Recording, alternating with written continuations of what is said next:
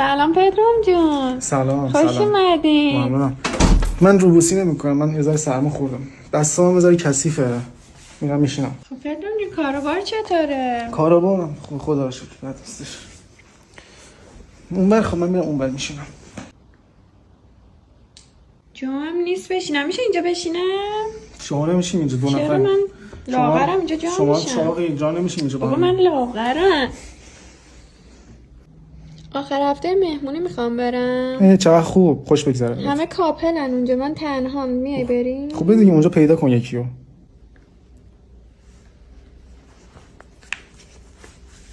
من مریضم، یه ذره دستو بردار.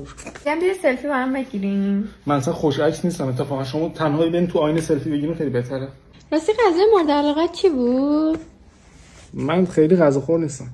شما چه غذایی بدتون میاد؟ خورش کرفس. من عاشق خورش کرفسم. میگم خیلی هم مشکی بهت میاد. دستشویی کجاست؟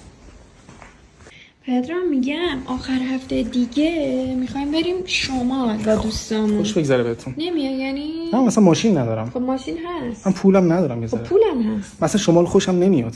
خب میخوای دوتایی بریم آنتالیا؟ اصلا یادم افتاد من خیلی کار دارم، مثلا نمیرسم این چند وقت بیام. ببین همه خانم‌ها اونور نشستن، میخوای بریم اونور بشینی؟ نه میگم پیج اینستاگرام تو هرچی سرچ میکنم پیدا نمیکنم. مثلا اینستا ندارم. آخه شماره هم هرچی زنگ بزنم بوق اشغال میخوره. پرداخت نکردم دو طرفه قطع شده. چجوری میتونم با در ارتباط باشم پس؟ هیچ جوره نمیشه متاسفم.